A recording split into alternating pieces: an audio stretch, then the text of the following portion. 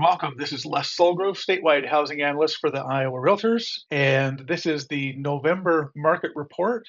We're going to start this month's report off a little bit with some um, reports from the housing sentiment reports that are put out by Fannie Mae.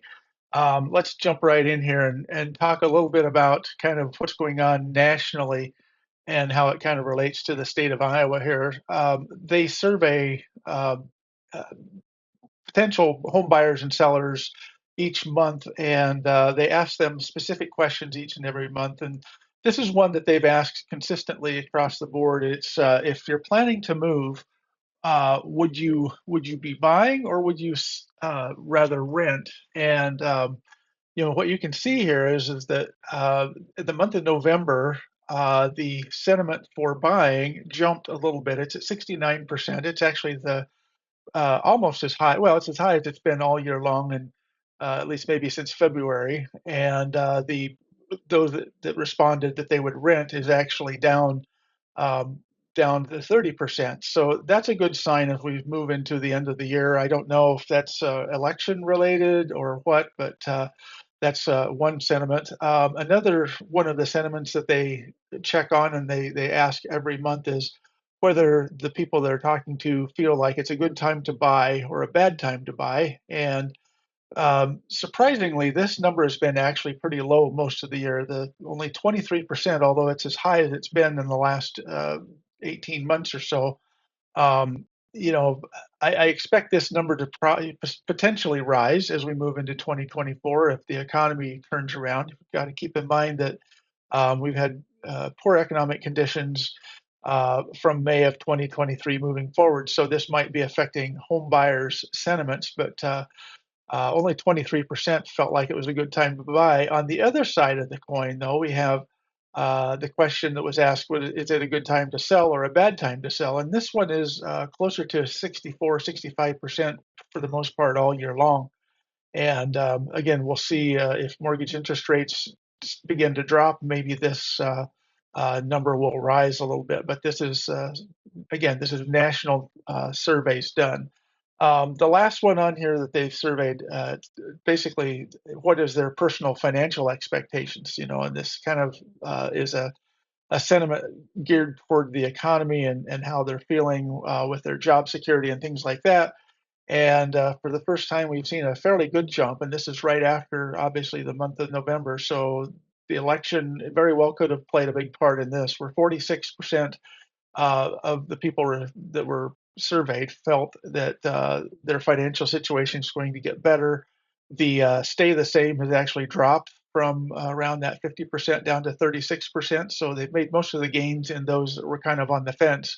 An uptick just a little bit in those that felt like it was going to get worse, from maybe 17 to 18%. So overall, this is a pretty good sentiment to be watching. So some of this, and in fact, a lot of this was driven by mortgage interest rates this past year. And, the rates remained elevated in the month of November. And, if you look back and really September was kind of the month we kind of given credit to for jump starting the real estate market. But really, if you look back all the way back here to around May is when interest rates were really on the downward turn. There was a couple of weeks there where it went up a little bit, but for the most part, we've been trending down from May until the end of September.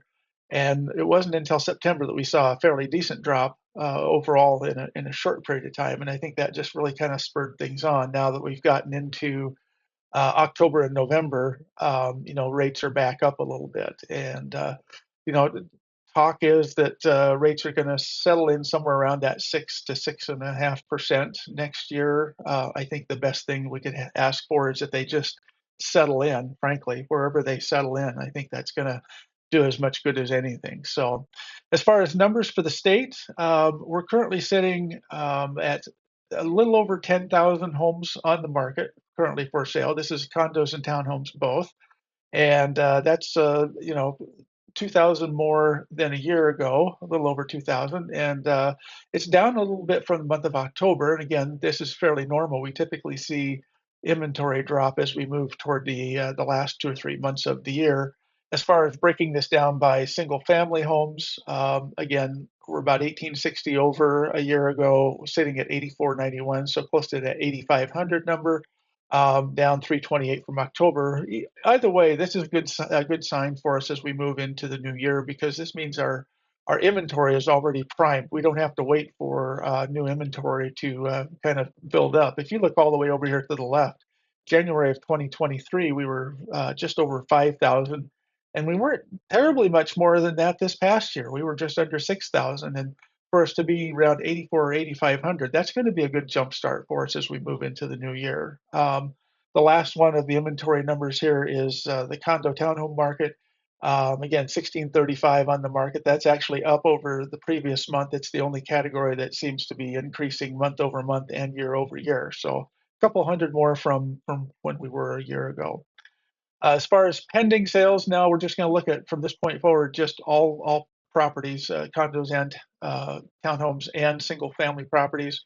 The number of homes under contract has dipped, which is again fairly typical for the end of the year. We're sitting at 2479.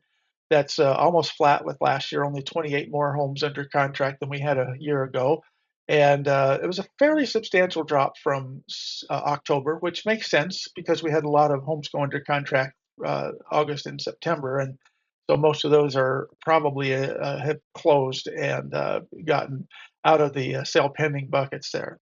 As far as the number of monthly closed sales, we're sitting right at 3,057 so far the end of November.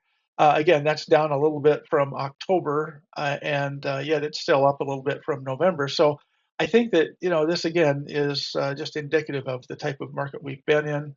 If you look back to the previous year, it kind of builds up in June and then trails off to December, where we've seen it build up in April, May, June, and then it stayed fairly level there for these 3 or 4 months until it kind of dropped in September, which would have been activity from June, July, and then pick back up from that end of the year business. As far as median sale prices, we're settling in right now to the end of the year, right around 235 is the median sale price across the state of Iowa.